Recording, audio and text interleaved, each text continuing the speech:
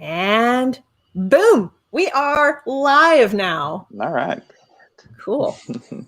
All right. Well, thank you so much for joining me and joining all of us. So today I am talking with Ian Klesch. Am I saying that right? Oh, yep. And Andrew Small, creators who contributed a short story to Less Than Secret, a cryptid anthology. We'll be talking about their short story in just a sec. The Less Than Secret Kickstarter is still going on. You can check that out at tinyurl.com/less-than-secret. There's also a link in the YouTube doobly-doo. And Ben, there he is. We're off to a great start. Oh, yeah. That's the confidence boost I needed. Yeah. Thank you, Ben. It's not crying. It's just excitement. And Jessica is here. We're happy to see you, Jessica. Hello, Jessica. Hi, Jessica. The super fan. One of the super fans. I'm anticipating Carlos will pop up in the stream some point this afternoon. But let's start off with, how are you guys doing today? Good. Doing really well. Good. Yeah. And enjoying the weather now that it's like warming up a little bit. I know. It's finally nice outside. I have my window open so I can actually see out there. I can see all the little flowers starting to pop up. Mm-hmm. Yep. The trees are already blooming on my property, and all of the squirrels, all of the big tronkin squirrels are running around. And of course, exciting the cats, because the cats are just like all about it. Yeah, my dogs, they want to go outside, chase whatever it was, and then they want back in. 2 minutes later, they want to chase whatever was out there, come back in. And right now, they're kind of resting, taking it easy, but... Absolutely. Oh, and there is Carlos. How about now? Yes, Carlos has, hey, Carlos. A wild Carlos has appeared in the comments. All right. So let's talk about the short story that you both did for Less Than Secret, a cryptid anthology. Because I understand that this is both of you guys' first published story. Yep. So how did you both get into comics then? Ian, you want to go first? Sure. So, I mean, I know Ben, one of the two guys who's putting this all together. Mm-hmm. I've known him since college, and so I used to joke that Ben was the go with guy in college. So you'd see like him going down to the market to pick up a hot dog. Somebody else want to go, and Ben was like, "I'll go with you." He's like, "I'm going down to the bookstore to grab something." He's like, "I'll go with you." So this time it's kind of like his, I'll go with you. It's my turn to do that to him now. So, but I mean, he and I have been friends since then. We both went for theater, and he went for English as well. But after college, we were both, huge comic book nerds. As you can see, all the comics behind me. Nice. But he and I just started, we would sit down, we'd talk comics and whatever for the longest time. And then one day I had a story. I was like, I wonder if that would actually work as a comic. He's like, I think it might. And then, I've played around with some things over the years, and then kind of shelved it when I've got two kids under 6. I've got a 2-year-old and a 5-year-old that kind of took over my life for a while. But now I'm starting back. Yeah, I mean, no complaints there. But now I'm getting back into it, and I've known Andrew for 10 years now. No, not that long. But close. It's probably been very close to 10 years because I've lived up in this area for, I think, 8 or 9. Jeez. Feels like longer, huh? It simultaneously does and does not. Like, it's a really weird kind of time flux of the situation. Yeah, like I have that kind of dynamic with Ben. It feels like I've known him for forever, but we only met in maybe 2018. But yeah, I totally get it. So how did you two meet then? Like, how did you two get to know each other? We worked together. I feel like there's a story. There is, yeah. We worked together, and I don't really remember much until like the birth of the friendship was at a gas station, and he pulled out a Flash wallet, I pulled out a Batman wallet, and then here we are today, sitting right next to each other on the screen. Yeah, so nice. No, from there it just it was a very manual labor kind of job, not a creative outlet at all. So to find someone that had very similar interests, we connected right away, and we've been in touch. We've gone different directions. I haven't worked there for 7 years. Ian left, I think you Did you About stick it out 2 a weeks year? after you? 2 No, weeks after? God, no. I was I like, thought it was a couple like a months at month. least. It was a month, maybe a Yeah, month and a half. That's yeah. being generous. That's that time So, flux we're talking about. yeah. I was like, well, Andrew's gone. There's no point to being here. So Yeah, and it's just we stayed in touch over the years, and Mm-hmm. yeah. So I don't remember much before the whole wallet reveal, but from then on, it's been this.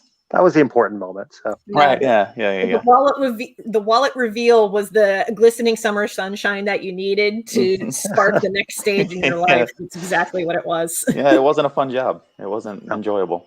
No. But oh boy.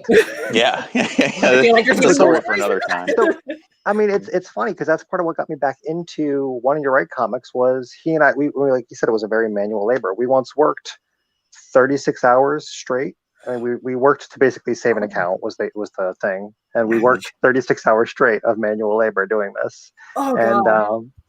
So afterwards, my then fiance, now wife, was like, just go to the comic shop. She's like, just get whatever you want. I don't care. Just like go buy a bunch of comics and make yourself feel better. It's been it's been a bad day. So I went there, and they mentioned that they were wanting to do a comic. They're like, you should pitch an idea for it. I was like, all right. So I put together some writing for it and whatnot, and then that project got shelved due to the artist getting sick and whatnot. But now Andrew and I are talking of maybe doing that. I don't know. So yeah, we're working together again, and it's way better this time. Right? Yeah. It's funny that okay, I gotta throw this in here because like when you were talking about working 36 hours straight, and then your fiance was like, just go to the comic shop, get whatever you want. I definitely got that same sort of vibe when I worked at a comic shop, because we had a bunch of oil and gas guys who worked in our area, and we would not see them for most of the week. But then on the weekends, they would come in and they would buy like $600 worth of comics. Yeah. So it was like, yeah, it was bonkers. At the same time, it's like, we're glad that you're at least here. Yeah. We even had one dude, like, this dude had like muscles like the size of my head. Like he worked on the barges, like, because we were along the Ohio River. He worked on the barges, and he was like the guy that like handled the ropes and all that stuff and did all the heavy lifting. But he was like super duper quiet. So he would just come in, and then he would just hang out, and he would sometimes play Star Wars with the guys in the back. And then he would like get some comics, and then he'd just head out. And it's like, there he goes. He was our resident cryptid. Yeah. So I'm sure that you guys have stories like that from that previous workplace. Yeah, it was. I'm glad to put that behind me, to be honest. Yeah. I'm glad that that's. I mean, it was a neat stepping stone. Got me into this area because I actually relocated because of that job. So had I not had it and moved out to this way, wouldn't have met Ian, I wouldn't be sitting here today. So silver linings. Yeah. Selfishly, I'm glad you took the job and moved. I know it was terrible, but now we're friends. So for me, it was worth your suffering. Yeah. I wouldn't change it, but I'm glad it's over. Oh no, I totally understand that.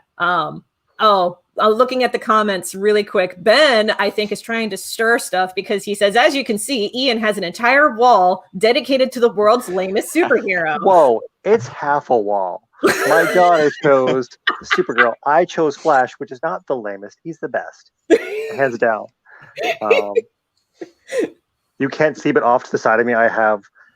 I don't want to say how many short boxes, because then my wife might start to question how many short boxes I have, but a lot, and they're mostly Flash. Yeah. No. From what I understand, no. Like Flash is actually pretty cool. Like I haven't read too many of his comics, but like, yeah. So I'll be on your side on this one. He's one of the few DC superheroes that I actively do not mind. So, but like, so do you have like any like first appearances on your back wall there? I've got the Birth of the Multiverse. It was the Flash 123, which is this one. Can I do it? This one here. Ooh, nice. So that was my wedding present for my wife. So. Oh, that's nice. Cool. Awesome. So, okay, so you both are clearly into DC because Flash And Andrew, you said your wallet was Batman? Mm-hmm. It was. Yep. Yeah. So have you been keeping up with the latest DC stuff, like, at all? No. It was for me, the whole Batman thing was more of like the psychological aspect of it, like all the origin stories of the villains and things like that. Actually even read the psychology of Batman, I think is what it's called generically enough. But no, I never really followed the stories. I think New 52 just launched or just started back then, and I thought about picking it back up, but it just never got into it. I feel like you made a wise choice not reading New 52. Yeah. Like, working at a comic shop, I can tell you right now, most people who bitch about DC Comics tend to bitch about New 52 more than they do any other arc from DC. At the time, that was the first DC I had read, so I had no understanding of it. Was not nearly as good as the rest of the stuff. And now, like, going back and reading older stuff, it's like, man, that really didn't hold up compared to the rest. So yeah. There were a few gems, but most of it was terrible. Yeah. And Ben is like, Ian, you're a gentleman and a scholar for not hitting back with Green Arrow jabs. I mean, I didn't think he was worth mentioning. He's just that bad. Yes. He doesn't occupy any brain power for me. Yep. So, okay. Circling back to cryptids. So, like, obviously you guys read, or at least one of you read DC Comics on the regular. But what got you both into indie comics then? I like individual efforts. And I don't mean individual, just one person, but smaller group efforts. I don't like big conglomerate. Like we order pizza, I like getting it from a local pizza place. Not the fast food pizza places like Papa John's, Domino's, all that. I eat those all the time, but I like them better from like little smaller places. So indie comics for me, I like the individual ideas that may not ever get mainstream attention. That doesn't mean that they're bad ideas. That doesn't mean that they're not very like interesting or anything like that. It just means that they don't have the budget behind them to get them out to mainstream. I like finding those hidden gems. I like finding what the I'm going to say average person can create, not a team of people pulling stats and statistics and all of this and what sells and doesn't sell. And I mean, fan service is great, but that to me isn't like what I'm after. So indie comics, individual efforts, that's really what I like. I like finding those are the people that are really passionate about what they do. Even if it's making a pizza or a comic or, just some individual craft that they have at some booth at the little local store or something. Yeah. That's for me what really drives me towards everything. Yeah. So I'm going to guess that you guys are not necessarily in the same neighborhood. So are there like indie comic shops where either of you guys are based at that you like hit up on the regular? We're actually 15 minutes apart at that? Maybe 10. I started running and I could maybe run there if I gave myself half a day. Okay. You're in better shape. So. Yeah. Well, no, it's no, we actually live surprisingly close. Yeah. Okay. Okay. I did not know that. So like, if you're comfortable sharing, are you like West Coast or East Coast or somewhere in between? Midwestern states? Midwest. Yeah. Yeah. I'm getting the impression that like, with the creative team for Less Than Secret, half of us are like in the Midwest and half of us are on the West Coast. Yeah. That's what it seems like. Yeah. Yeah. I'm definitely getting that vibe, which is, it's not a bad vibe. It's just something that I'm noticing. Yeah. But yeah. So, most everybody, not most everybody, but like a lot of peeps on this project know each other from college projects and things like that. Through the Center for Cartoon Studies. So did either of you have like quote unquote fine art training? Or is this more of like you just really like comics and you wanted to get into it?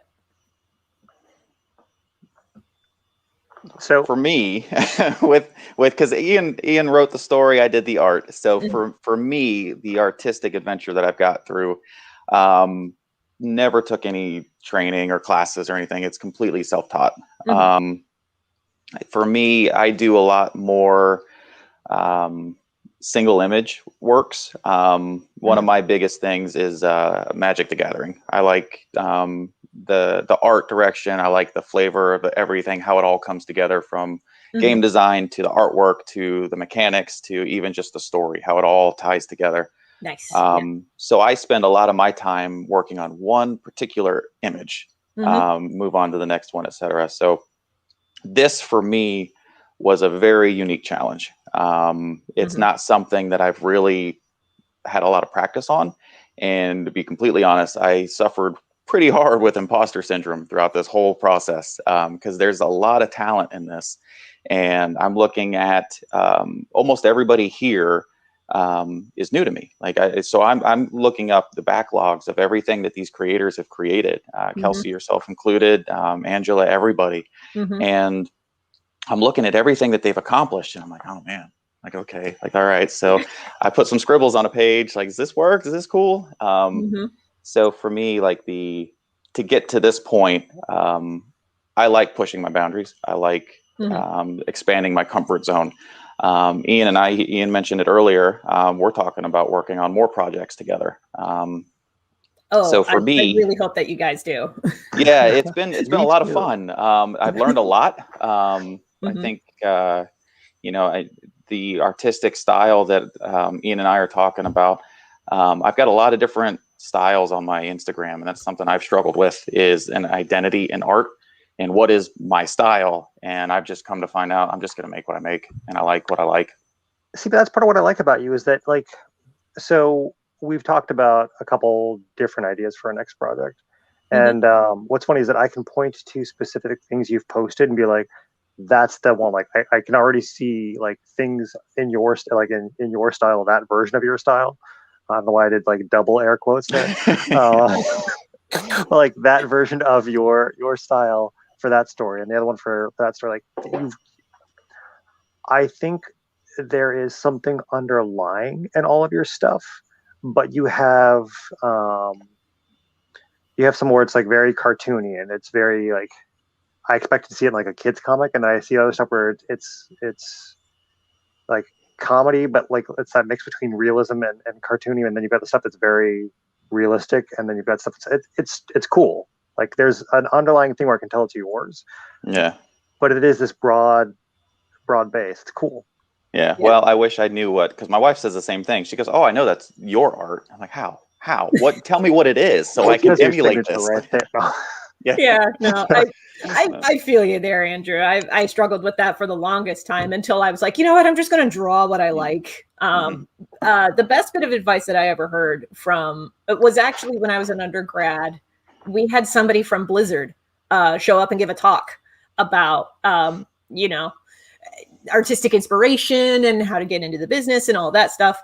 And he answered a question from somebody, because somebody was like, so how do you find your art style? And he was like, so here's what you do. And this is going to be a gross analogy, but bear with me. So you look at everything that you like, and then you just eat it, and then you poop out something, and then you look at the thing that you pooped out, and you look at how it all turned out, and you're like, okay, so I really like how this turned out, so I'll eat that again, and I really liked how this turned out, so I'll eat that again, but I don't like how this came out, so I'm just going to push that aside, and I don't really like how this came out, so and then you just eat all of the parts again that you really, really liked, and then you poop it back out again, and then you just repeat the process over and over again until you poop gold. And we had the same sort of advice given to us at because I did caricatures for 3 summers. It was how I paid for textbooks in undergrad, was drawing funny faces of people at amusement parks all day, every day, for sometimes 12 hours. You develop a certain muscle for that sort of thing. But one of the professionals who was kind of coaching us was like, you're going to draw 10,000 really bad faces before you get to your first good one. So just crank out those first 10,000 as fast as you can to get it out of your system. Yep. Yeah. Yeah, I just posted on Instagram, actually. Like, I don't delete anything. And there's one piece that I remember when I made it, I just wasn't happy with it. I didn't capture what I was trying to do at that time. And I just was unhappy with it. And I filed it away because I do everything digitally, most everything.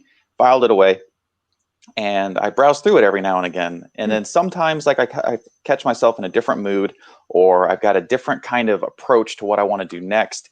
And one of the pieces grabbed my attention again. And it's I don't know, for the not having a style, like, I've really come to terms with all of that. And I just paint and do what I want when I want to do it. And to your point with the 10,000 things, like, I'm well on my way to 10,000 things that I'm going to try and push aside. But I don't know. It's been one of the pieces of advice that I've held on to is finished, not perfect. Heck yeah. Because especially as you're continuing to learn, you're going to get better and better and better. So if you spend too much of your time trying to get it perfect now, but you're still growing, that's not going to be perfect in a month's time or 2 months' time or a year's time. So finish it, see it to completion, learn from it, and that's going to help you grow along the way. Oh, yeah. And if you're really bad at a particular thing, draw that particular thing as often as you can. That's how I got better at horses, because believe it or not, when you draw caricatures at amusement parks, you'd be surprised how many little girls want to approach you and ask you to draw them riding a horse or a unicorn. Like, the horse is still in the frame. It's just out of the view. But you're definitely riding a horse. You're definitely riding a horse, some kind of equine creature. So, like, there was just like a month where I drew nothing but horses for like every day, and until I got really, really good at them. And I have since fallen out of practice, so I need to practice them again. But I was really good at drawing horses there for a hot minute because I just kept doing it. But it's very much a practice thing. The more you do it, the better you get at it. I know horses are tough because I remember Ben one time, like I said, Ben and I have been friends for years, and he was hanging out with me one time, and my eldest daughter was probably 2 at the time, and he goes, "Are you sure she doesn't like a different animal besides horses? Because this is, I don't want to have to draw these for." Teach her to like snakes. Ben can corroborate that. He's like, Ian's older daughter went through a horse phase, and I was like, as the uncle that draws, I'm going to need you to get her into an easier to draw animal. He's still in a horse phase. The horse phase never ends. Oh, and Jessica in the comments is like, I love this anthology, and I haven't even seen it yet just because of the artists. So thank you, Jessica. Yeah. Talking about, the creative process, let's talk about writing a little bit. Ian, do you think that writing is much the same way, where like the more that you practice with it, the better that you get at it? Yeah, absolutely. I mean, it's like anything you do, right? And I was trying to explain to my I'm gonna talk about my daughter. She's taken up to making books now, where she'll write a little story. She wrote a Star Wars story the other day. But she's like, yeah, but it's not good. And I said, it's great. I said, I love it. I said, but guess what? I said, I used to make comics when I was a little kid. I said, when I was a little kid, I made comics. And guess what? I said, the first one, I didn't like it. And the second one, I didn't like it. And the third one, I kind of liked it. And I still, somewhere in a box, somewhere in my basement, I'm sure that first comic I made where I'm like drawing and writing it. And I'm looking back, I remember the story now, like, oh, that was awful. That was just, but like, even like, I went to college for writing and directing. And so looking at things that I wrote my freshman year versus things I wrote my senior year, there's a huge difference there, right? Just in the more you do, the more, you look back and you're like, but this is the one I care about. And then you're done with it. You're like, yeah, but I'm more invested in the next thing now. So, it is just getting it out of the way and then moving on to the next thing. So, yeah. So you talked about getting your degree background in like film and directing. So what was the leap from film to comics? So honestly, in high school, I did a lot of theater, and then I always wanted to do film. I had grown up doing stop motion. That was my background. I did some flash animation and whatnot. In college, my thesis was actually a stop motion. It was basically 2.5 months of me in a. You're right. Yeah, I'm good. Just thinking about stop motion is just like, oh, that's a lot of labor. It is. It was 2.5 months of me in a basement studio with no windows, so it didn't have any problems with light. Just going like, why did I do this again? But I still really liked visual storytelling. And I read a lot of comics. And I was like, well, maybe I want to try that. So I just tried writing something. And it was right around the time Ben was starting to get more of the idea of comics. And so he and I were throwing it around and whatnot. And it kind of just blossomed from there. And looking at a couple things I'd written, like, I wonder if that would have actually worked better as a graphic novel than it would have worked as like a screenplay or things like that. And just wondering, maybe it was a better medium for telling the stories I wanted to tell. So yeah, it really depends, because each medium comes with its own like perks and drawbacks. I've definitely noticed that, because like I haven't done any screenwriting in particular, but I've written for both comics and novels, because I participate in National Novel Writing Month because I'm bonkers. But there's definitely a different vibe with writing a book than there is with writing a comic or writing a screenplay. Yeah. I could write dialogue and I could write like what's supposed to happen, but making the what's supposed to happen part sound interesting. I couldn't do that. I couldn't do a novel. I'd be like, then he walked over here. I mean, that's what he did. So let's just do that. He walked over there. Like, that's yeah. why I need Andrew to make like, yeah, he did it this way. It looked interesting because of that. Yep. So something that actually helped a lot was in undergrad, I took a couple of improv classes and also some like acting classes a little bit.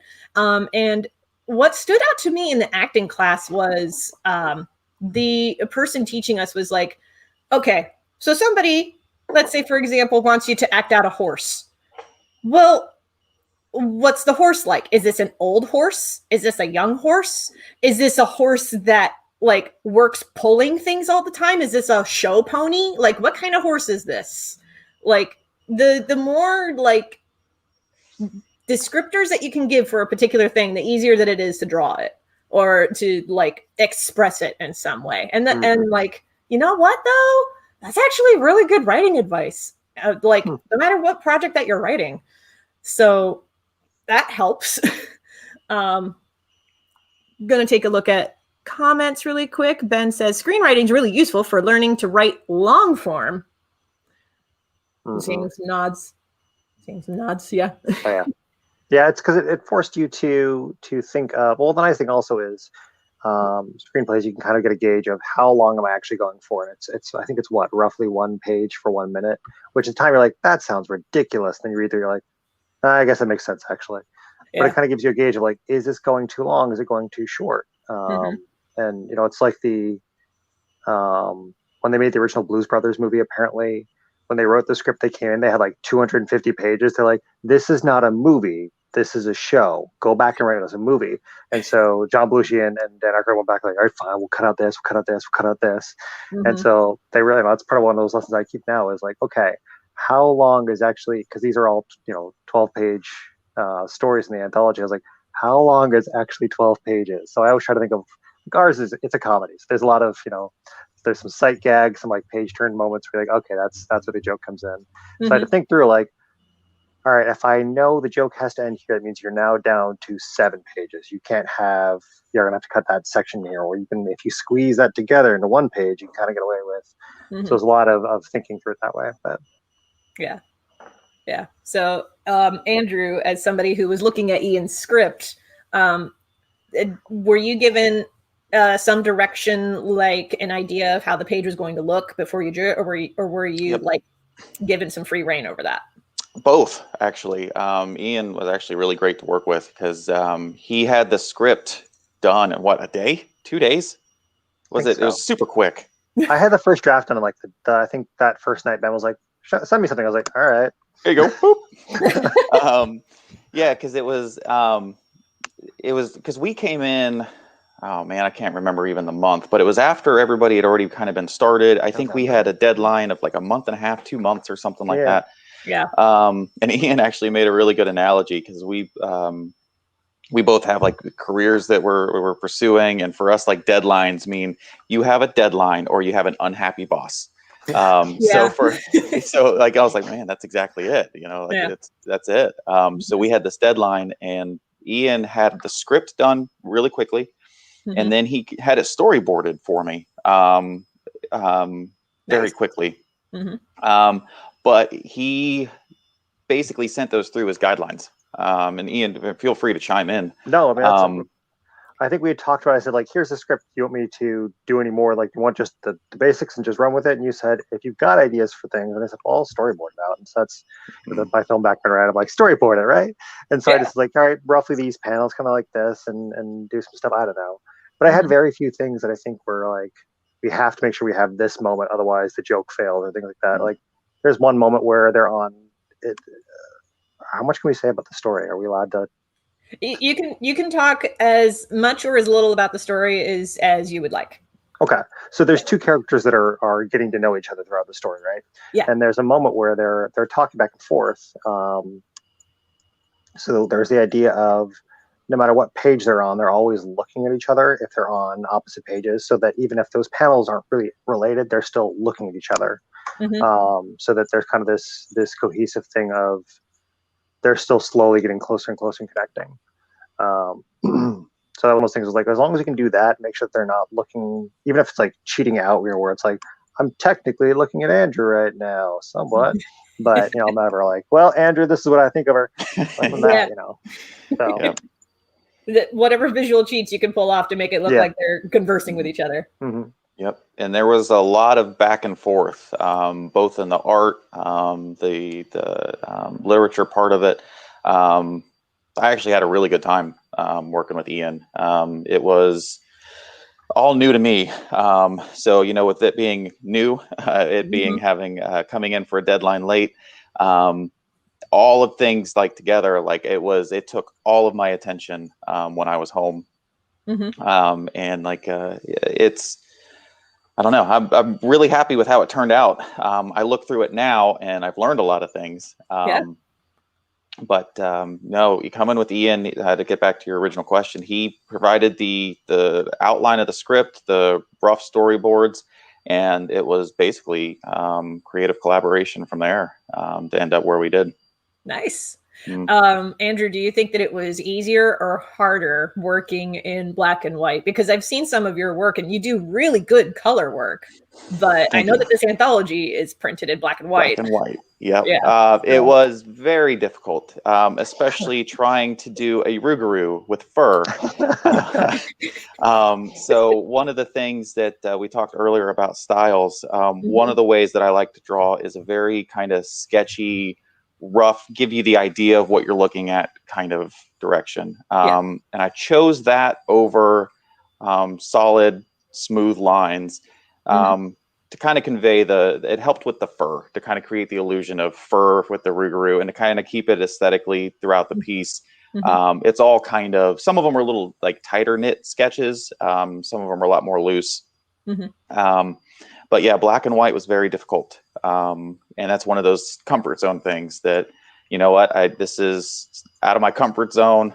Let's just make it happen. And happy with it. Definitely happy with it. Learned some things. Definitely learned some things. Yeah. Every project you learn something new. Yeah. Well, I mean, like I do Photoshop. So for me, I had to learn a lot about the printing requirements. I've never made one of these before. So the layout for the screen, the pages, I drew it in bitmap. I've never drawn in bitmap before. It was always, CMYK or RGB. And so that was new, and figuring out how to make that work. I have it saved somewhere, but I got a lot of little sketches out how I wanted to make this rougarou look. But black and white was definitely a challenge. Yeah. He's so much cooler than I expected him to. Like, I shouldn't say that. It's not like, well, I figured Andrew would draw. I'm like, he just looks cooler than I had anticipated. I don't know. I like him. He looks really great. Thanks. They're like, oh, look at the ears and everything. I love it. What did you say the name of the cryptid was? Rougarou? It's a rougarou. Okay. I have never heard of a rougarou before. Could you tell us what that is? Go, Ian. It's like so full cards on the table here. I had the idea before I had the cryptid, and I was like, I got to work backwards here. I have to find something that will work with this. And I think I had one other one in mind. Ben was like, somebody's already actually chosen that one. I was like, fine, we'll scrap the whole story. No, we'll go back and we'll do some more research. Fine. And so I found this thing, and it's kind of like, it's similar to a werewolf, but it's like a half dog, half person thing. And it's, I think, in Louisiana. Okay. So, but I was like, okay, that will fit the story. This will work.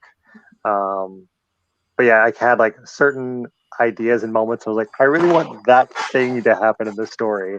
I don't know why I found it so funny. I just did. And I was like, yep, that's what we're writing. So that's how we ended up with a Rougarou. Nice.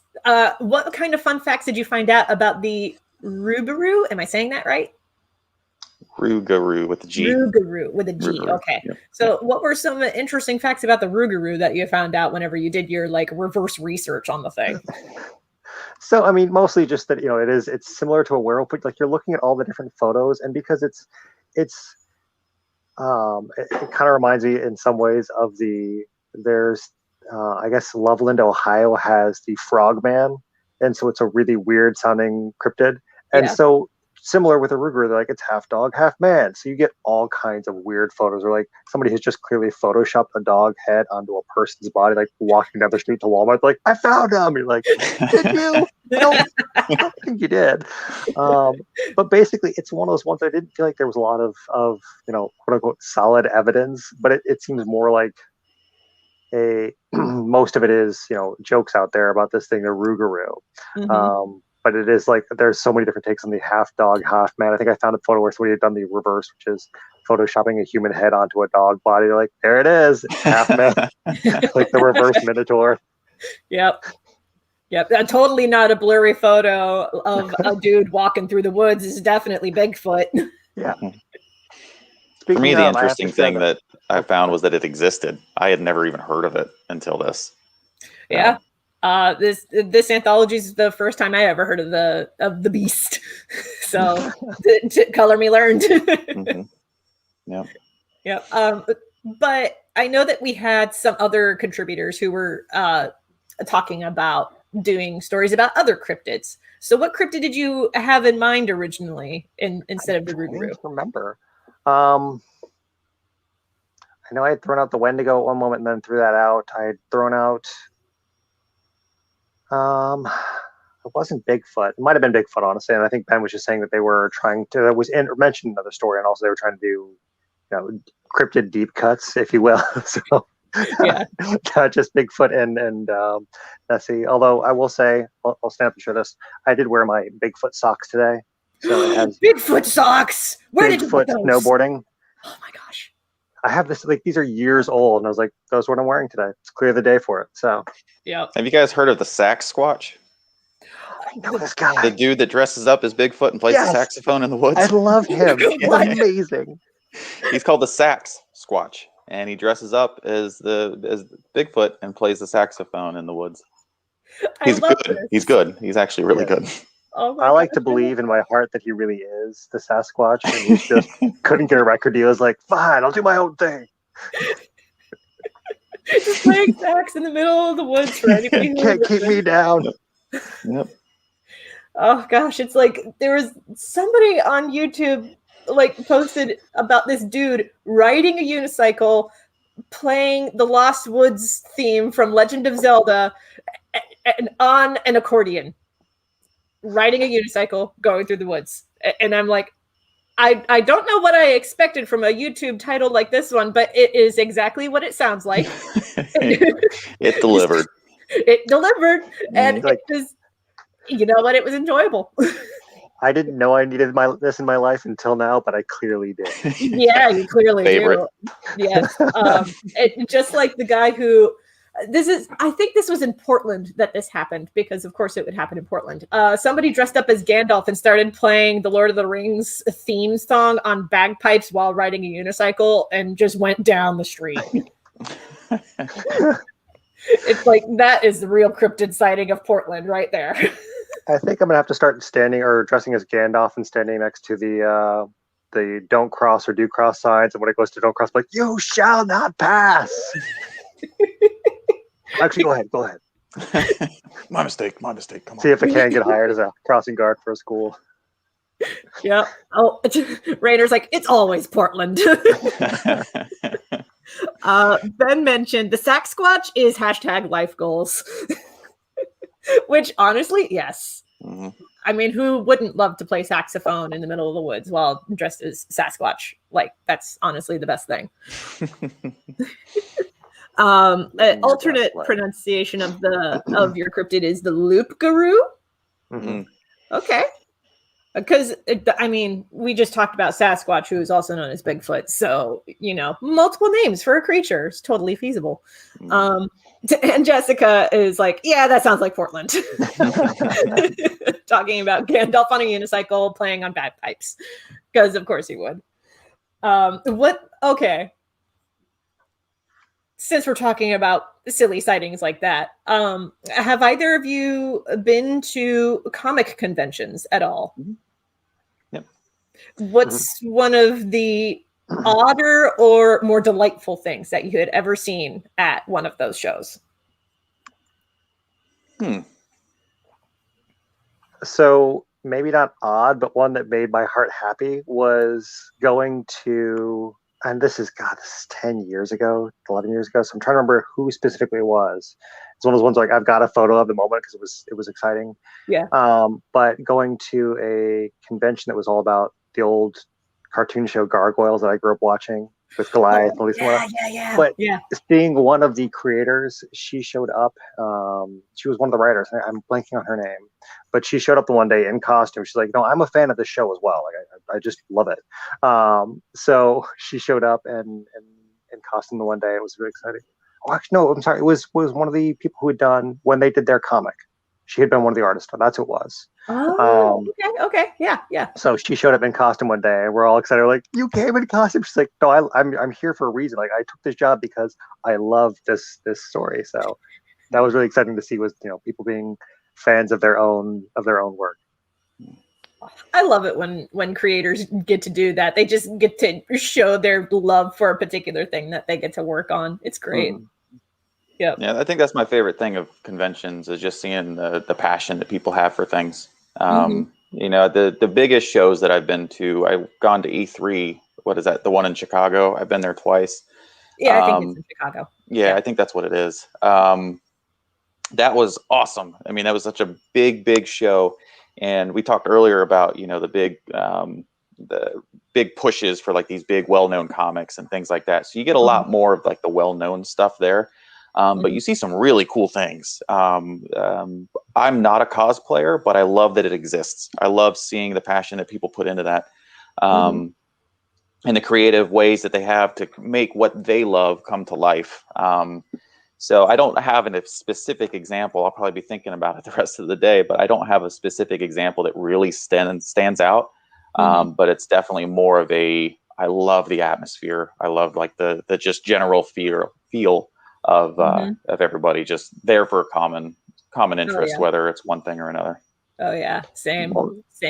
And then getting to talk with creators and whatnot. When you go in and getting to actually sit down, or not sit down, but like stand and chat with the people and like hear about their different passion projects, and then occasionally getting off topic and realizing like you're both huge fans of X random thing. You're like, nobody else knows this. I remember getting into a conversation with this dude on while he's drinking. I had asked him to draw something for me out of his work, and I loved it. And he and I got talking. He's like, "How have you not seen?" It was like the RoboCop cartoon show. He's like, "How have you not?" He's like, "You need to leave right now." He's like, "I will finish this, and then you have to leave the premises and go watch it." It's awesome. Like, it's people who are passionate about art and just nerdy fun things, and it's just exciting to see, right? Whether it's a creator, whether it's a cosplayer, it's always fun. At this point I'm going to ride a unicycle down Artist Alley doing the Lost Woods tune, and because that's where I spend all my time is Artist Alley. Like they're probably like, this guy again, I see him him again. What's he doing here? Like, because I don't ever have a lot of money, so I'm just kind of like window shopping constantly. But I feel that. I do that too. I will say one of the more fun memories from convention season was my first ever big Comic-Con. I had a table at Phoenix Comic-Con back in 2014. It goes by a different name now because I feel like Phoenix Comic-Con changes its name every year. But it's one of the larger shows, and they had a big artist alley that year. But there was a dude who was going up and down, and he was busking. He was playing his guitar and playing punk music. And that's how I discovered Andy Warpigs, who's a real life punk musician based in Phoenix. So yeah, it's great. He was just walking up and down the aisles with his guitar, performing songs for people, and I was like, oh my gosh, this is great. Highly recommend his stuff. He has a song called Chili Pepper. It's the cutest little love ballad. It talks about how like this girl that he's in love with is such a spicy little nugget. And it's like, oh, this is sweet. It's also one of the few songs that he did it entirely on ukulele. Yeah, it's punk on ukulele. Oh yeah, highly recommended. Andy Warpigs, great dude. Oh, my friend Chloe's in the chat. Hey guys, hope you are all doing well and staying safe. Heart. Yeah, hi, so far so good, Chloe. Chloe and I actually went to school together. She and I talked about doing some project stuff together. Hi, yes, we highlighted your comment. And also she's saying hi to Ben in the comments too. Oh, Carlos brought up, it might have been C2E2. That's it. It is C2E2. Yep. Yeah.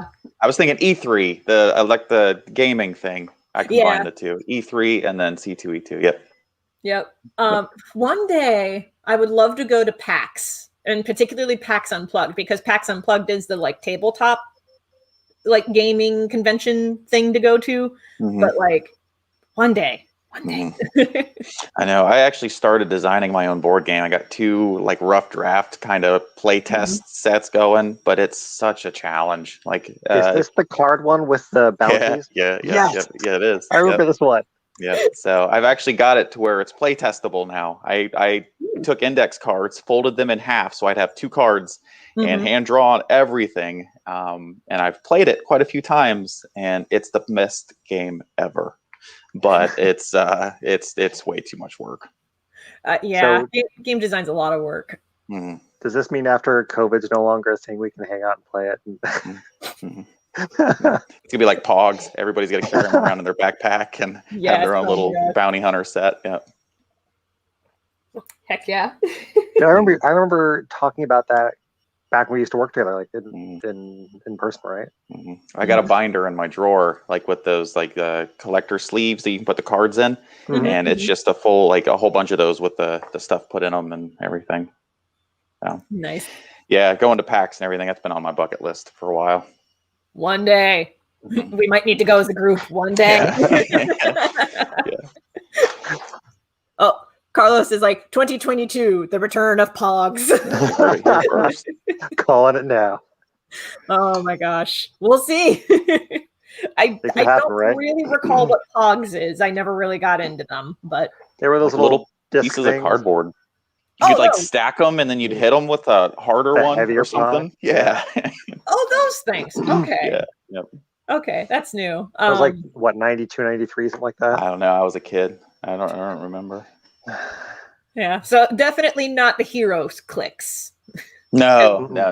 Okay. Because not as cool. Literally a piece of cardboard that you hole punched out, had an image on it. You stacked them and you hit them with a heavier one.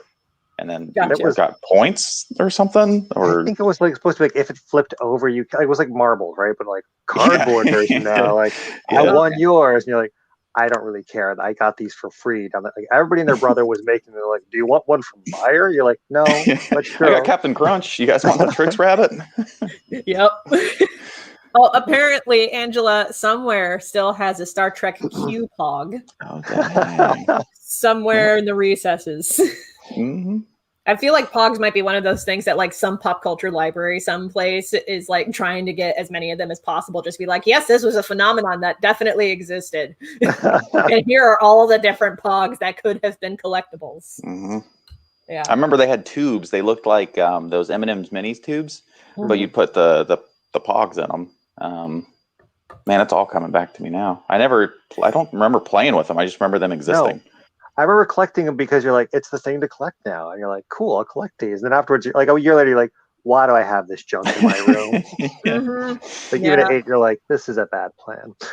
Yeah, that was my sisters and me with those teeny beanie babies and Pokemon cards. Yep, those were the things to collect in the late 90s. Well, see, I had Pokemon cards as a kid. And now my kid has Pokemon cards, and it's just kind of like it's gone full circle. I mean, that thing has existed for 20-something years. Pokemon has. It's huge. It's huge. Yeah. Wasn't it their 25th anniversary just happened like that? Something like that. Does it still operate on the same rules though? I don't think the game's changed. Wow. I don't think. I mean, they probably have newer mechanics and things like that, but I never played. I collected. I think the rare one now, you see it pop up on social media every now and again, is that rare holographic Charizard. And I'm pretty sure I had one that I traded for some new card way back in the day. But you fool! You utter fool! Go back and kick 12-year-old me's butt. Like, what are you doing, kid? Well, my brother, he was like, here, I've got some old comics. He's like, I don't talk to him anymore, but I know you do. He's like, do you want them? Is there anything that's missing from your collection? I'm like, yeah, it's like X-Men 182. I'm like, sure, I'll take that one. He's like, and my old Pokemon cards. I'm like, these are originals. You do not want me to have these. You want eBay to have these. He's like, no. And he's like sitting there on his phone. He's like, eBay does want these, actually. Yeah, like the original Pikachu. I'm like, go sell that. Go buy a cop. Yep. Oh, we had one Pokemon card that like it was in the original Japanese. It came with its own book and everything, and it was some Pokemon that it was not stateside at the time that we got our hands on it. I do not recall what this Pokemon's name was, but it was adorable, and we held on to that card for as long as we could, and I have no idea where it is anymore. Yep. You'll find it in a box someday. Be all excited. Oh, yeah. Chloe mentioned that Pokemon just had its 25th anniversary, to which Ben was like, and yet Ash is still 10. I think he's 11 now, isn't he? I mean, it's... Yeah. Oh, my gosh. Yeah. But also the video games, because Chloe brought up the video games. I never played those, but... What? Yeah. How have you not ever played them? I mean, I played demos of like, them. this is the end of this interview. Click. Where's the... That was the final straw. Oh my gosh, I'm so sorry. I didn't think that existed. I thought everybody's played them one way or another. I mean, I would play demos of them at like Walmart or something and be like, oh, there's a Game Boy that I can interact with. Okay, let's see if there's a Pokemon game there. But like, I never actually owned cartridges or anything like that. So like, I never played the games. Yeah, no, I've played them. I've actually even played the newest ones for the Switch. So I still play those. Yeah. I want to pick it up and then I don't because I pick up something else instead. Yeah, it's fun. I mean, I got kids to play with. They get excited about it, and it's something we can kind of do together. But I'm always intrigued about the new entries, so I always look them up and everything. But they haven't. The actual video games haven't really changed formula. You still pick a like fire, water, or grass Pokemon from the beginning, which is the exact same thing that it was, I guess, 25 years ago. And I remembered that detail. I remember that one. The only exception was the game where you had a Pikachu as your starting Pokemon because the gimmick for that one was, everybody already picked their Pokemon and the only one we have left is this very cranky Pikachu. So, yeah, because it followed the cartoon. It was meant to follow the cartoon. Yep. See, Andrew, now you're going to have to draw, since you're already clearly working on a card game, you're going to have to make a cryptid version of Pokemon where we can battle them all at the end. And yes. Well, you know what's see the Mothman take on the Rougarou. Yes, I am ready for this throwdown. Well, that card game we were talking about with the bounty hunter thing, one of the suits was a cryptid suit, and it was Yeti and Cthulhu. Those were the two like suits that you could. So, yeah.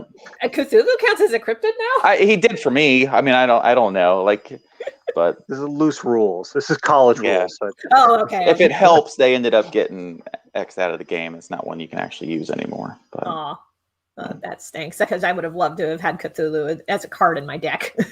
This is now one of the rare ones you can only buy if you buy it from Japan. And... Yeah. Something like that. I had a question and then it eluded me, so let's just catch up on comments super quick. Ben mentioned I played Pokemon Red on the original beige brick Game Boy because I am old. Same. Yep. Same. Oh gosh. Like I have definitely heard of like old game systems though. Like I actually tried my hand at an Atari once. Boy, is that weird. I sold mine recently. I'm like, why do I still have this? Just to get it out of the house. There's Like, probably going to be somebody who really wants that Atari. Somebody did. Somebody did. They bought it for their dad. Like, he'll love it. I'm like, cool. It's not in my house. That's great. Kelsey, I have to ask, speaking of video games, are you wearing a Kingdom Hearts shirt? Is that what that is? Yes, I am. This is the Heartless emblem because I am such a dork for that series. Oh my gosh. I am currently playing playing through that with my eldest daughter. Nice. Which game are you up to currently? Are you going through all the games? We're on the second one. So she watched me play some of the first game. So she was like, meh. Because I play games. I'll pick up and like play really hardcore for like 2 weeks.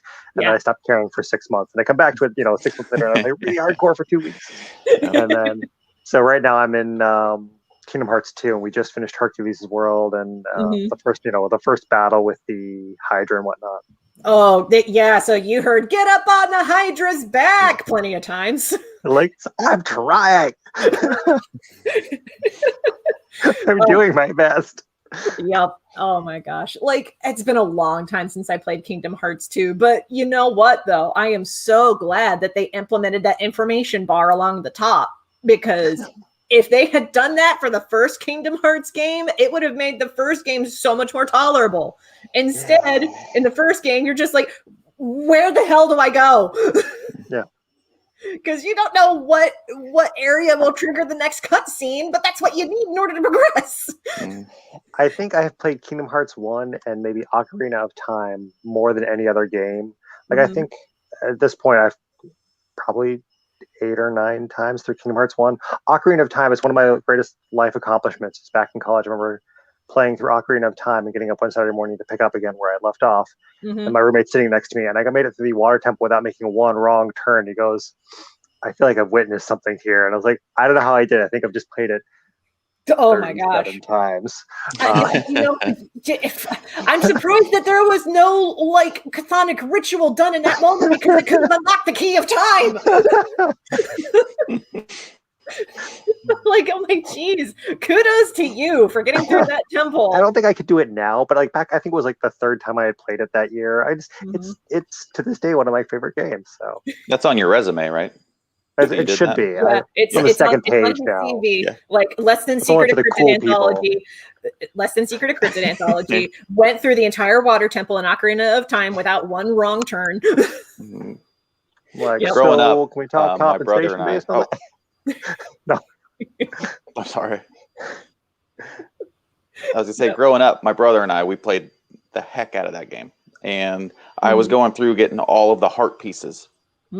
And my brother and I, we never really got in fights, but we would delete each other's save files. That was your way of getting back at each other. Well, he got me. Cold-blooded. I can't remember now. It was like 3/4 of a heart left or something like that. It was right there at the end. Yeah. Deleted my save file. So I had to start back up, and I went back and got those 3 pieces that I was missing, and I counted. So I didn't get to see all full 20 hearts up on the screen, but I did collect all of the heart pieces just in 2 different files. Just in 2 different files. Andrew, for your birthday or for Christmas, I'm going to have to track down an N64 and I copy that game for you now. Yeah. Just so you can complete it. Take a snapshot of it, send it to my brother. Like, now what? Breaks into your house in the middle of the night to steal a cartridge. He knows I'm doing it and deletes my file again. Yeah, it's funny because I did play Ocarina of Time once when I was a kid. I was over at a friend's house, and I gave it a try, but it was like, at that time I was very thoroughly a Sony kid, and I was like, what the heck is this controller? Why are there 3 prongs? Why is there a directional pad and a analog sticky in the middle? Like, which one's the correct one to use? I was so very confused by it and very put off. But now that I'm older and a little bit wiser, I want to try it again. I think the N64 controller was originally designed based, and they're like, well, let's try this for a Pokemon. They're like, no, that's dumb. Make it a controller instead. It's just... Yeah. Yeah. Chloe in the comments was like, my sister just finished Breath of the Wild for the first time, and it was incredible. On par with a good Ghibli film, I'd say. Breath of the Wild was a lot of fun. It seemed like a lot of fun. The first time I picked it up, it was just too much of a game for me. I didn't have the time for it and everything. And then I got it for Christmas, and I couldn't put it down. Nice. I couldn't put it down. It was so good. Yeah. My first ever Legend of Zelda game that I ever played through 100% was, and I don't know how either of you are going to react to this, but I will say it anyway, Zelda the Wind Waker. I love it. That's a good one. No, that one, I've played that so many times. Yep. Okay, good. Because like I've noticed that there's like a divide between people regarding Wind Waker, because there are people who love it, and then there are people who are like, I am never touching this game ever again. But like, I love it. I love it. That was I remember the art style got hated on for a while because it was like cartoony, but it holds up so well. I mean, because the GameCube was a limited, like the power on that thing wasn't great. No. So they created this game to fit that system, and it's phenomenal. It's such a good game. It is so good. Yeah. I remember playing it. I had a chance to play, like, not a ton, but I had a chance over at somebody else's house to play part of it on a like a massive, back, now you're like, okay, yeah, you can see, like, not everybody has it, but you're, okay, technically you could find a like 70-inch screen that would be cool, but not like, oh my god, but like back then you're like, somebody has it at their house, like I can play, like, I actually feel like I'm truly sailing, and it was like this defining moment in my gaming history. I'm like, I've truly sailed in Zelda, I've done it. Yes. My little... Oh, it's so good. It is so good.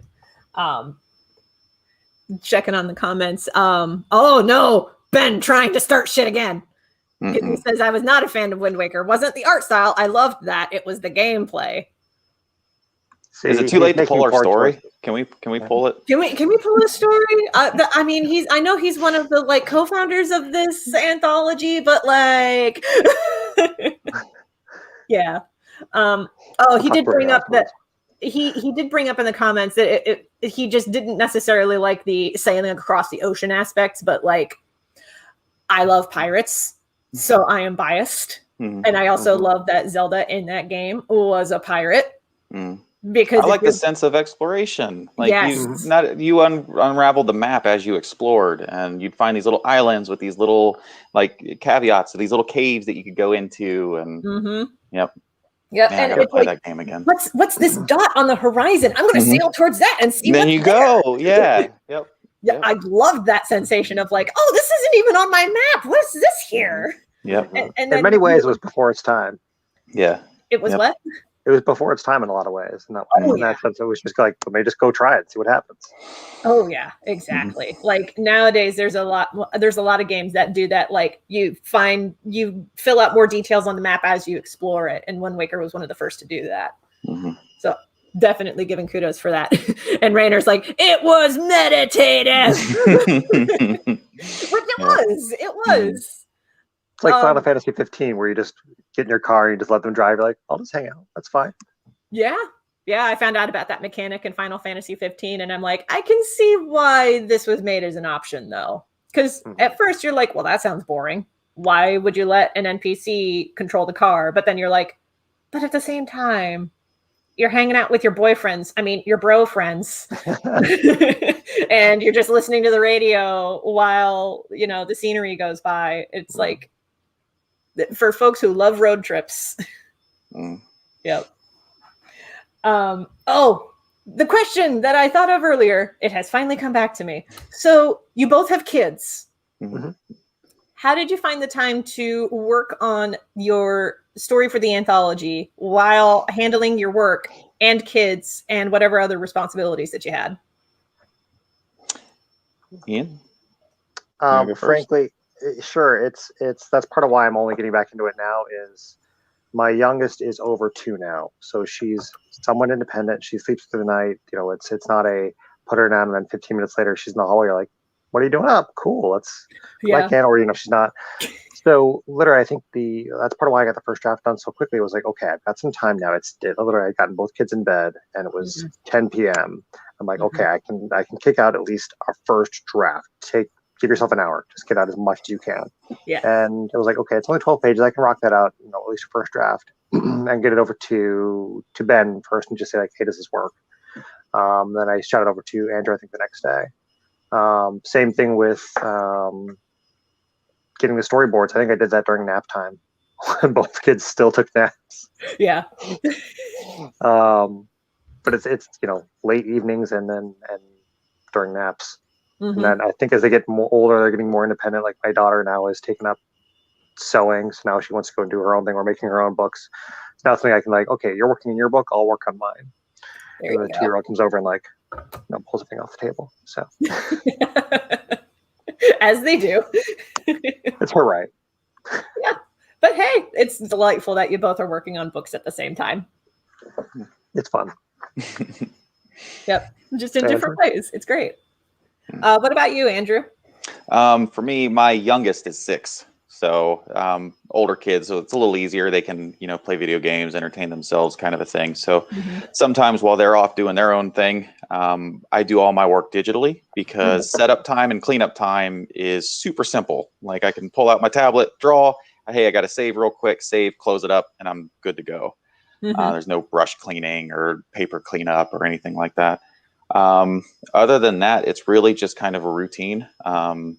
The kids, their bedtime's 9 o'clock on school nights and stuff. So from 9 till about 11 is when, that I'll hang out with my wife, or we'll watch a show together, or we'll kind of do our own thing. She crochets. I do art, obviously. So we can kind of sit in the same room and do that together and still like be around each other, but doing our own thing. So for me, it's all like late night, after hours, or while everybody else is doing their own thing, I can squeeze some art in. Yeah. Quick question, because you said the magic C word, crochet, because I also crochet. Does your wife, does she do like amigurumi? Do you know what that is? Nope. Okay. Amigurumi is stuffed animals. Oh, she has plans for it. She just started this. I say just started. I think it's going not quite a year. But she's been making blankets and learning stitches at this point. Okay. Yeah. Yeah. My roommate also started learning crochet, and that's really the best way to start, is to learn blocks. Yeah. I first learned from a family friend. She taught us how to do granny squares, which weirdly is one of the more complicated squares that you could learn. Really? And yet she decided to teach us this, and it took a while to catch on to other stitches, but once I caught on to how a granny square works, it's like, I can make anything I want with this block. Yeah. Oh, I take it back. She has on Instagram. There's I don't know. They made like cute little foods and stuff. So she made I think a pie and something else. I can't remember, but she started learning how to do those things. Nice. So Andrew, can I commission her to make a little regroup at some point then? That'd be sweet. I asked her if she could, but she doesn't. She says she needs a plan for a lot of these things, or be able to piece together parts from other plans and everything. Yeah. So like, she actually made me a pouch for my my Surface, my tablet. So once I can start going places, I can put it in like a little sleeve. Nice. Yeah, that's sweet. I have a friend of mine who can make crochet anything without a pattern, and I'm like, how? Because that's some wizardry right there. Because she can make like shawls and like things with sleeves out of crochet without a pattern, and I'm like, how are you doing this? But that's how I feel like about you guys drawing. I'm like, I can think of what a dragon looks like, but when pen meets paper, it's just all kinds of ugly and awful. Well, like, do you have 5 legs? No, it's a tail. It's supposed to be. Never mind. I'll throw it away. Well, we mentioned at the start that it's just all practice. So, practice drawing a dragon like 10,000 times. Eventually, you'll get really good at it. I'll just do it as a stop motion. Never mind. It'll be fine. Build them out of clay and. Oh my gosh! Oh, when you did stop motion though, did you work with clay, or did you work with, what was your material of choice? I think it's called plasticine. It's like a type of clay. It's the kind that doesn't dry out, right? And I mean, it was, I built, it was 2 characters. And so it was a dog and Santa. And I literally built a Santa that was like, I think 14 inches tall. And so I had like the armature inside and whatnot. So like when you bend him, he stays and whatnot. And then I also had a probably 15 or 16 inch bust of the Santa I built as well. So that way you're going to get the close-up shot. You could get that. But the problem though is plasticine, it stains really well. So for one, your hands are always covered in, it's Santa, so he's red. So like I just always had red hands. Like even scrubbing with pumice soap, you're still just like, yep, I just have red hands all the time now. But then it also gets on other clay. So Santa's 2 colors are red and white, which was just super fun. Just oh dear. So there's a lot of like, well, we'll just clean over that, I guess, again, and we'll just fix that. Yeah. And then like if they fall over at any point, because like they're all strung up so that when they walk, like there's a bar system above it all, I can move them, and I had to like Photoshop out all the strings and whatnot holding them up. But then of course if the thing breaks, they fall over, you're like, we'll just reshape your face, I guess. We'll just kind of rebuild that. Yeah. Now, Andrew, I know that you like to experiment with different art materials, so I imagine you're probably listening to this and being like, I am never working with plasticine or stop motion. You're fine. You're fine. No, that's at the bottom of the list now. I won't rule it out, but we'll put it way where I won't ever see it. Start with Play-Doh. It doesn't cross stain. That's how I started. Yep. Well, alternately, I've seen some stop motion animators on YouTube make not quite sock puppets, but they'll have like little knitted characters with like little hand sewn costumes. And what they'll do for the faces is they'll do the robot chicken thing of having like paper cutouts of different mouth shapes and different eye expressions, and they'll just like swap those out as needed between shots. And I don't know if that would be easier or harder. I actually did a stop motion project when I was in school, and my project was basically just an umbrella with paper eyeballs taped onto the handle, and that was its way of emoting. So like it was easier to like have those like sticky eyes just there, and then to just swap them out as needed. So I think that's what you see a lot too. Like if you look at the making ofs and whatnot of Nightmare Before Christmas, there's always like, they're talking like there's the person just doing an interview, and behind them you see like 8,000 different versions of Jack's head. It's like, and there's slightly angry, a little more angry. So I think they do a lot of times just build the one sculpt, swap it out rather than trying to resculpt it every time. Luckily, mine was all silent except for the dog, so I only had to make his mouth move. It made my life a lot easier, but.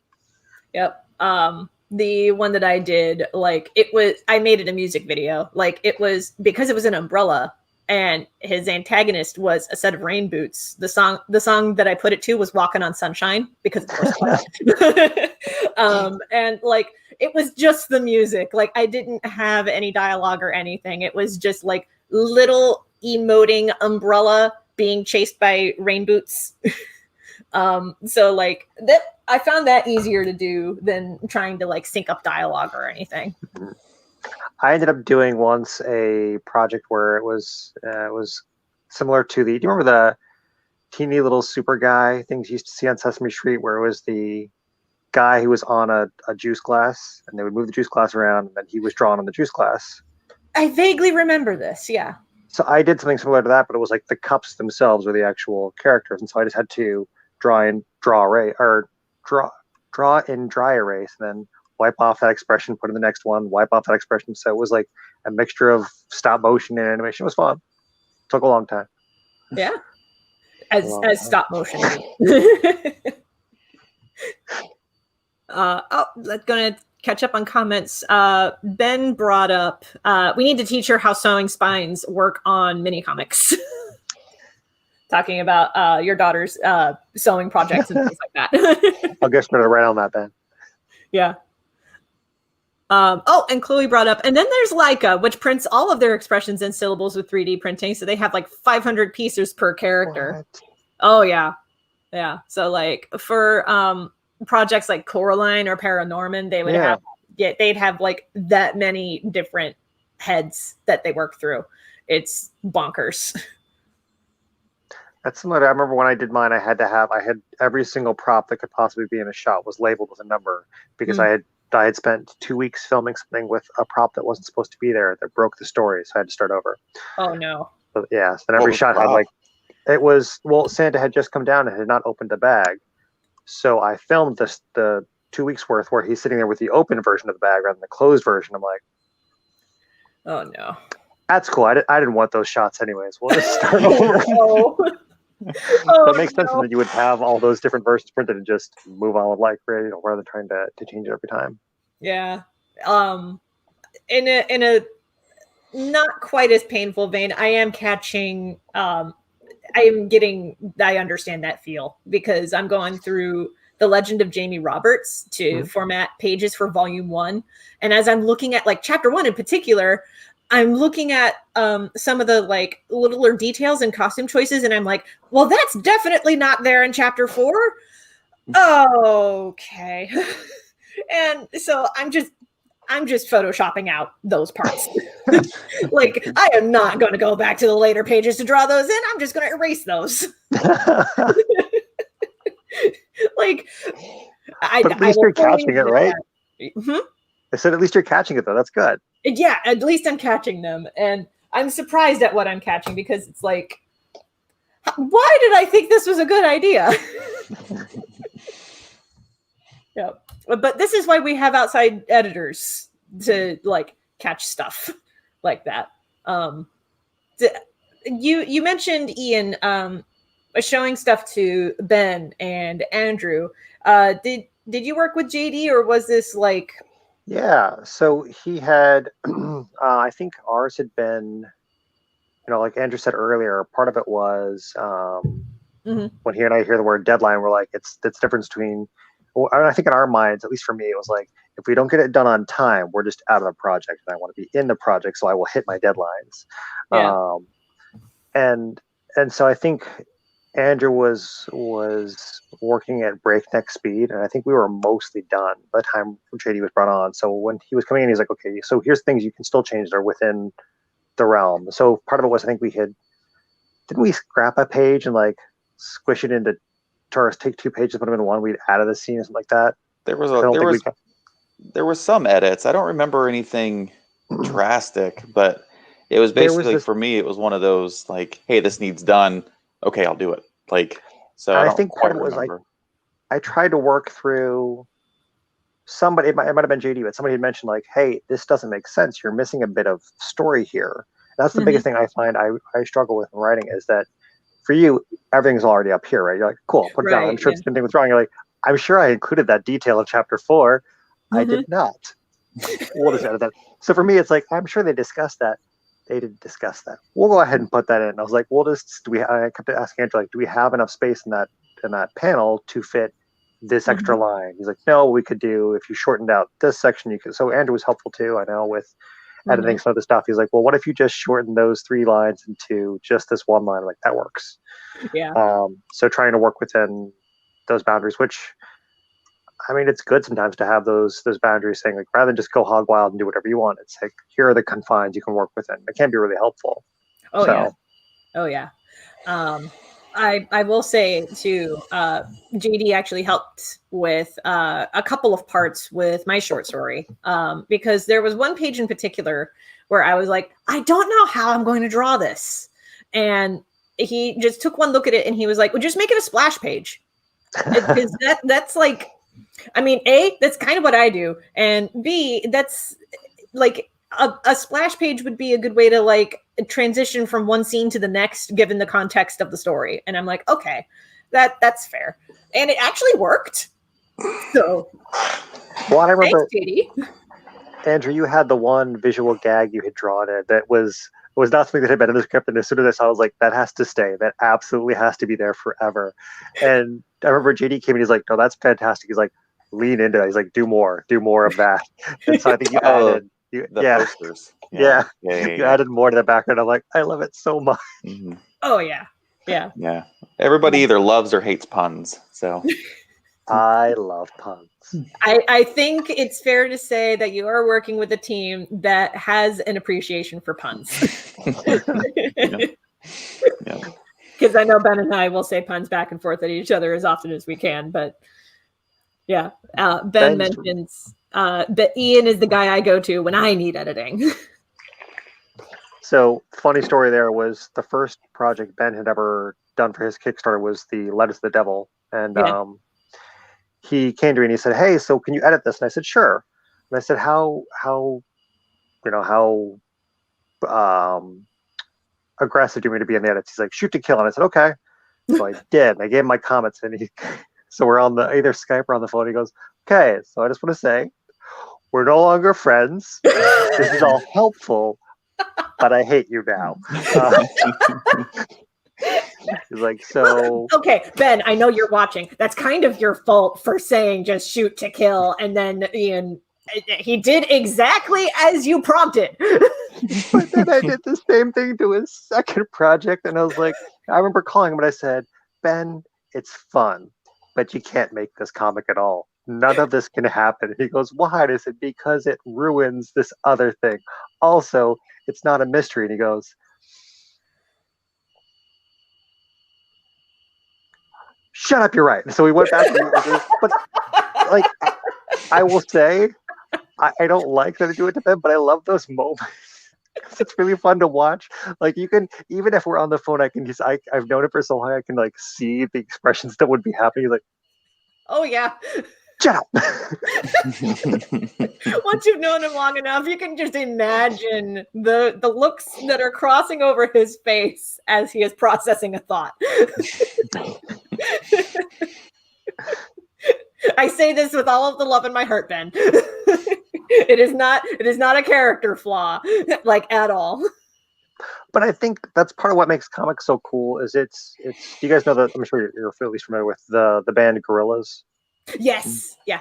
So I read a thing that one of them had said once, where he said that the reason they do so many collaborations on their albums and whatnot, he said, is that art is meant to be collaborative. Mm-hmm. That sure, it's fun when you do it yourself, but when you at least get input from others, it's better because there are things you will miss. There are things that you won't think to have added. There are things that you've added too much of, and they'll tell you like, here, you've put too much of yourself in this area and not enough here. And so I think having editors is extremely helpful because it takes it from being, I know what's best, to like, well, you do, and you know that story, and you know that art, but X is missing, or Y is in there too much, things like that. And it's just, it is helpful, and it does make it far more collaborative. And I think that's one of the things that makes comics so fun. Yeah, is that there are, if you look at some projects where it is just one writer, one artist, and they're editing themselves, that's possible. And then you look at other ones where they have a writer, a penciler, an inker, a colorist, and it's really fun to see when, and this, if you look at, for example, like superhero comics, where they'll shift one thing and you're like, it was really good till you changed colorists, and now I hate this project. Yeah. A bad colorist can change a lot. Yeah. Do not underestimate colorists. I was thinking of Angela mentions that was a fantastic Ben impression. Yes. But no, I totally feel you on the collaboration makes everything better. I found that true when working with CB on validation. I found that to be true with webcomics in particular. Like, for example, there was a comic that I was working on, Charlie and Clow. I was updating it online, and I had posted a page up there, and then one of the readers was like, "Oh, but what would be really cool is seeing this happen." And I looked at that comment, and then I looked at my original script, and then I looked at the comment and went, this comment makes the original story better. So I went with that commenter's suggestion, and it did. It made the story that much better, and it made the character growth that much better. So that was great. I'm pretty sure it was Jessica who made the comment, actually. Yeah. She's been keeping tabs on my comics for the longest time.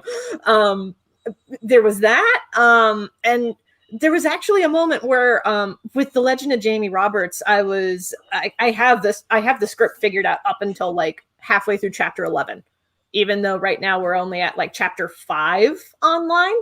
So I try to work ahead. Yeah. So like at one point in chapter 10, I was like, but like, how do I make this work? So I talked with my roommate and I was talking it out loud because I first approached her and I was like, can I spitball ideas with you? And she's like, yeah. And I was like, okay, so this thing and this thing, but how do I make this thing clear? And then she's like, oh, well, this particular thing, how often does that happen? And I'm like, oh. And that completely changed things for the better. So it always helps to have like an outside voice to like not only bounce ideas off of, but to point out things like, hey, what about this thing? Or like, but like, how often does this thing happen? Or what if you did this instead? Jessica's like, I plead the fifth, so it was you. It was you that left that comment on Charlie and Kyle all those years ago. I knew it. One of the things that I found when I was doing board games and designing games and stuff is that you can understand something abstractually. And then when you have to put pen to paper and you have to put this thing and make it real so that other people can understand it the same way, you realize just how abstractly you really understand that thing. So having that collaboration helps you whittle down that block of wood into the shape that you need it to be. The same kind of vein is the constructive criticism. If you ever want to get better at anything, you have to be able to accept constructive criticism, whether it's shoot to kill in Ian's case, or it's a little bit more friendly fire. But it's getting that constructive criticism. I remember when I finally decided to start taking art a lot more seriously than I ever had, was at this point 3 years ago.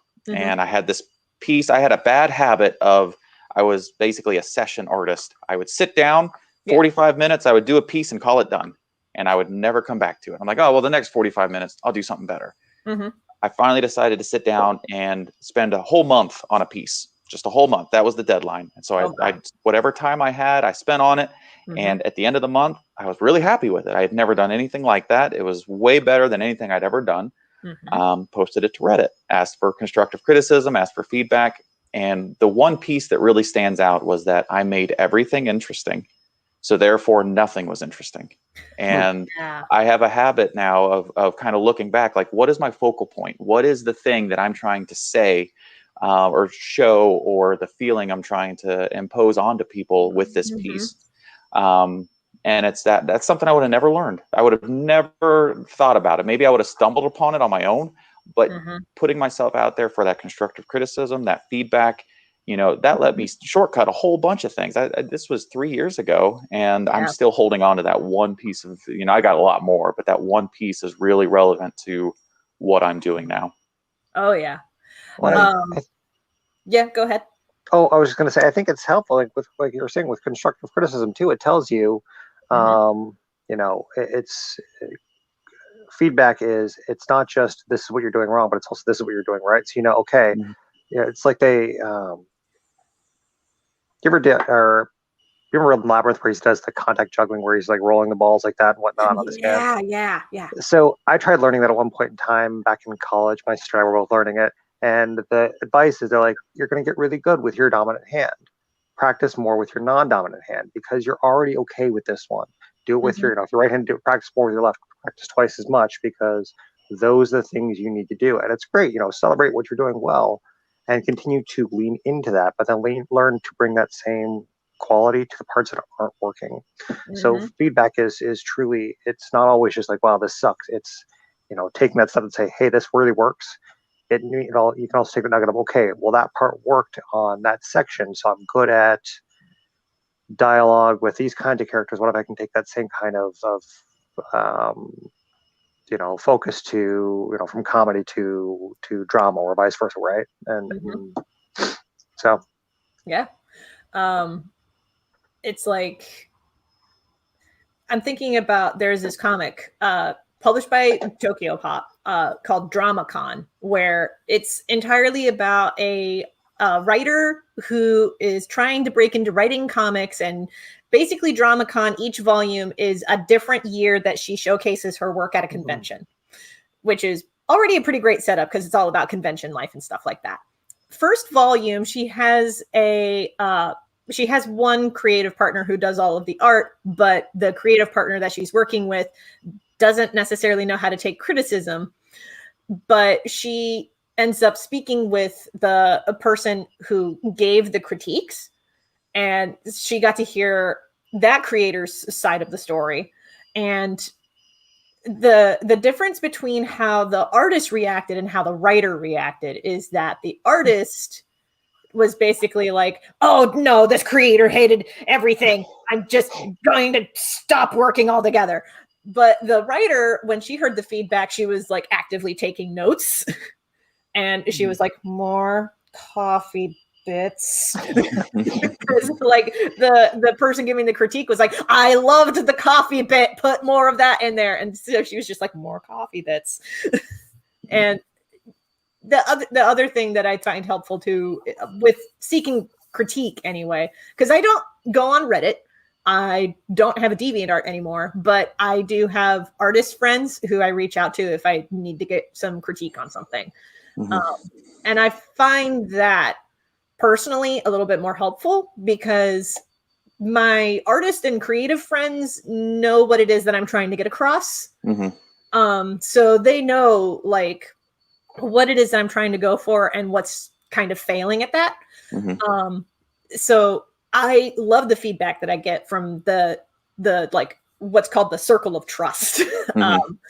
So that was how one artist, I had heard this concept from another artist who was like, develop a circle of trust, which is a close circle of like artist friends who help you with your feedback.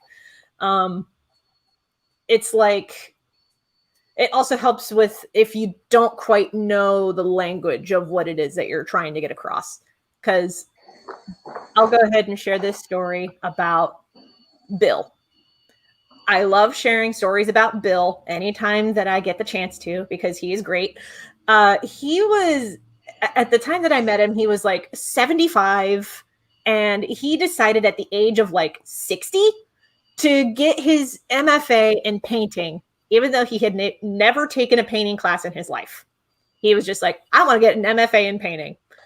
But he went to school, he studied, and anytime that there was like a critique circle going on, the other grad students would be like, oh yes, I find this focal point quite interesting, but I think if you worked with this particular medium and blah, blah, blah, blah, blah, blah, blah.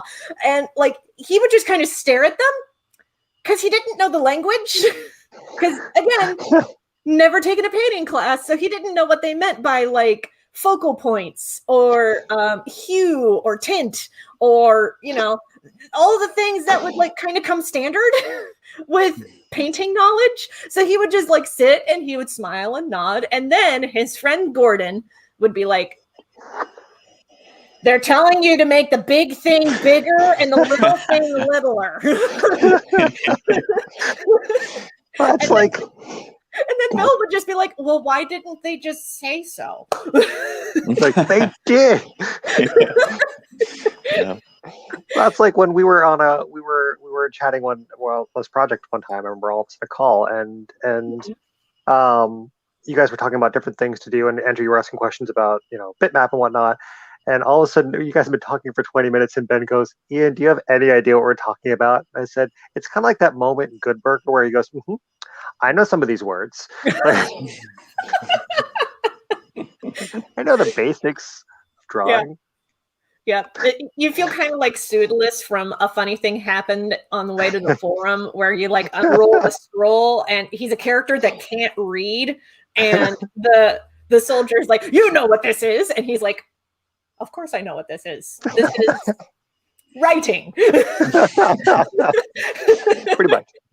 Yeah, very much like that. My sister Kia and I actually have kind of a code for what happens in situations like that, where if other people are talking about something that you don't know about, and there's at least one other person in the room with you that's on the same boat, where it's like the both of you don't know what's going on. You just kind of you lock eyes, and you're just like, shoes.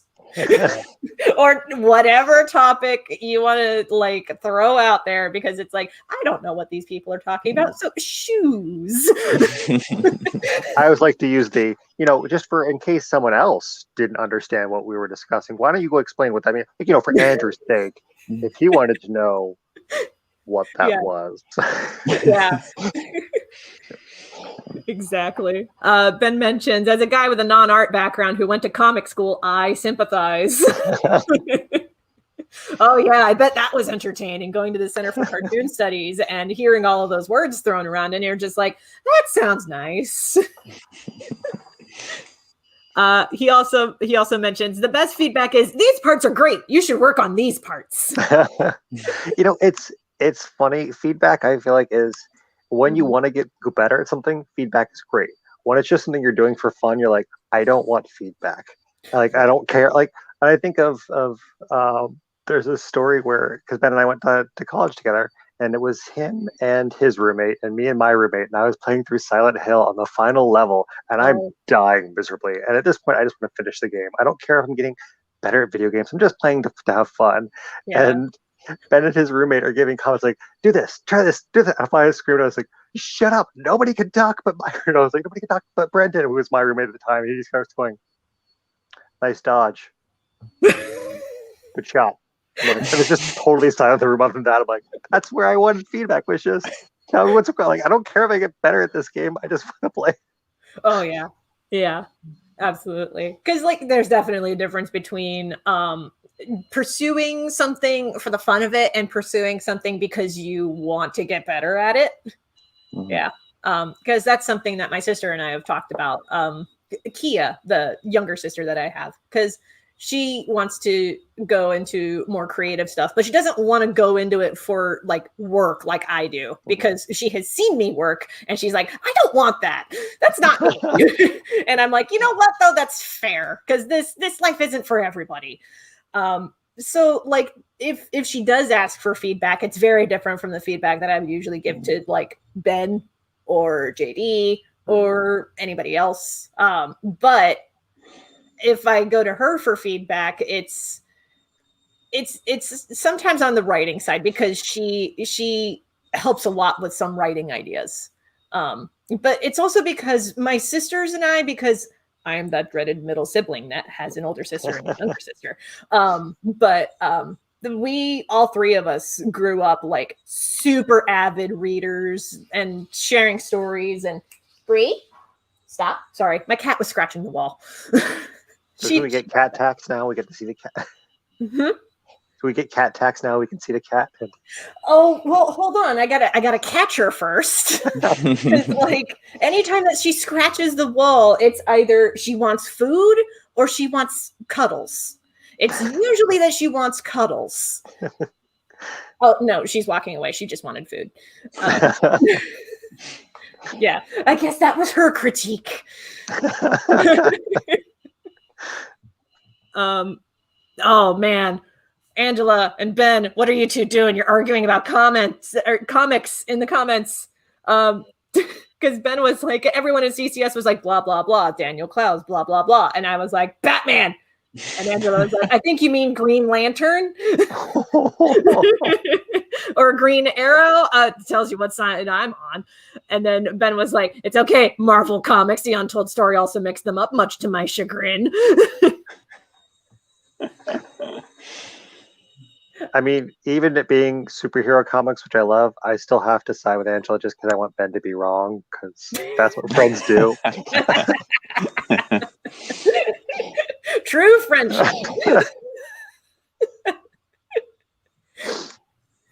Oh, goodness. Well, we are approaching the 1 hour, 38 minute mark, guys. Wow, that goes fast. Yeah. Well, I mean, time goes by when you're having fun, right? Because I've been having a lot of fun. Have you guys been having fun? Yeah, absolutely. Awesome. So I'll go ahead and bring this up again, because it's been a hot minute since we talked about Less Than Secret. All right. Yeah. That's why we're here, right? Yeah, that's what I think so. Right? I could have swore. There's a reason. Wind Waker, yes, right? Ben is encouraging us to talk about the latest Draw This in Your Style challenge that we've got going on, which I believe, Andrew, you have some more details about that. Yeah, it's actually the Rougarou put something together. It's actually, I think Ben and Rainer have posted something. If there's other ones, I haven't seen them yet. But it's the Rougarou. He's got a phone under his paws, and there's a skull kind of sitting right next to him. So nice. And I believe you posted about it on your Instagram page as well. Yep. I've been posting stories. Got a whole bunch of images there. That's at Bransom_art. Yep. That's my moniker, I guess, all throughout the Twitter, Instagram. And Instagram verse. Yep. So if you would like to participate in the Draw This in Your Style challenge and draw the Rougarou, you can check it out on Instagram at Bransom_art. There's also some more information at tinyurl.com/less-than-secret in the updates section, where you can get some more details about, like, not only seeing what the image is that we are asking you to draw in your style, but also like how to get it seen and tagged. Bree. Sorry, cat's scratching the wall again. I guess she really wanted to participate in the Draw This in Your Style, but she can't because she has no thumbs. Claw paint. Yeah, claw paint. Yeah. Well, there's actually a YouTube channel, Animal Wonders Montana, where what they do is they just spurt globs of paint across the floor, and then they'll put treats across different canvases, and they'll have their animals like walk across the paint and across the canvases and eating some of the treats, and that's like animal art. Interesting. My cat would just look at me like, this is demeaning for both. Go around the paint, get the treat anyway. Yeah, exactly. Yep. So it apparently works, though. I mean, to be fair, they do this with skunks, and skunks are not cats, so they're not quite smart enough to be like, no, I'm not gonna walk in the paint and then get this. They're just like, ooh, walk through, make a mess. Yeah. Yep. Oh, and we also have commission tiers still available too. Ben wanted me to mention those. Yep, I've got commissions as add-ons as well, which is like a stained glass, digital stained glass style kind of pendant. Basically, it's open to whatever would be requested. Safe for work only. None of that not safe for work stuff. That's not. Yeah, I got to do this in front of the kids sometimes. So yeah, I'm pretty sure all of the commission offerings available are like safe for work variety. Like, we're not doing not safe for work commissions for this one. Nope. So sorry, folks. Safe for work requests only. But so Andrew is doing commission offerings. I also have commission offerings. You can find out more about both of those at Bree. Sorry. You can find out more at Bree. Sure. But you can find out more about those commission offerings at tinyurl.com/less-than-secret. There's not just the rewards along the left-hand bar, but there's also like actual samples on the info page for it. Yep. The Mothman, but with bazookas. It's a tasteful nude, so. I mean, yeah. Safety first. Absolutely. So yeah, be sure to check it out. We still have some commission slots available. They're first come, first serve. So nab them while you can if you got the budget for it. Speaking of animals. Yeah, sorry. It's all good. Like cat's been scratching the wall, bark. Like, it's fine. I think this is a sign from the animals that we need to wrap this up anyway. Yeah. No more neglect, please. Yeah, exactly. So yeah, find out more about Less Than Secret, a cryptid anthology at tinyurl.com/less-than-secret. Finally, I can pay the pet tax. Yay, kitty. This is Bree. She has been scritching the walls, demanding my attention. You're not running away from me. Okay, now she's running away. Okay, there we go. And zoomies. All right. So, do you guys have a sign off for us? Nope. No. Ian, you had a jig lined up, didn't you? I was going to dance, but I pulled a hamstring. So no, Oh, I'll just say that I no. will.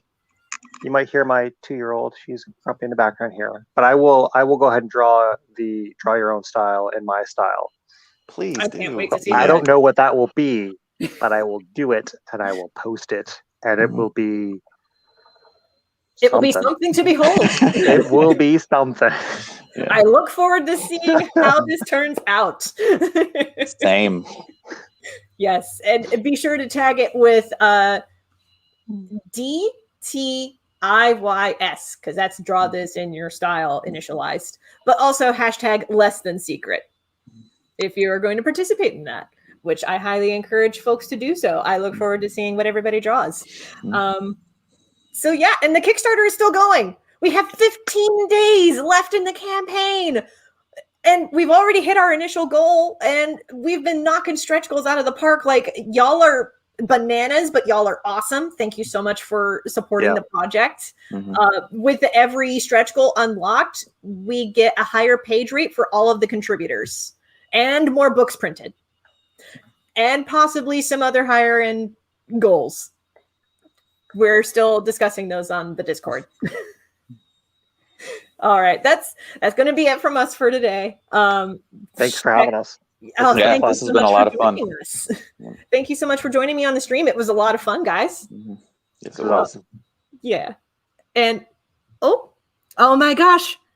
Ben just mentioned 4,295 raised on the Kickstarter so far. Next stretch goal, 5,000. Let's see if we can do this in 15 days. I'm sure that we can. Yeah. I mean, we reached our funding in like 5 hours. 5 hours. That was insane. That was bonkers. It was an exciting day. It was a very exciting day for yeah. everybody. Like, Yeah. everybody on Discord was like, what? It was great. Yep. All right. Well, thank you so much for watching. Enjoy the rest of your day. Check out the Kickstarter. If you're watching on other channels, because I know this is on YouTube and Twitch and Ben's Facebook page, the link is also available in the YouTube doobly-doo for more information. Doobly-doo. There's also In Your Pants, because we're all like kind of waist height right now. If you click in the pants area, like there's a link there. So yeah, thank you so much for watching. You are awesome. Thanks, everybody.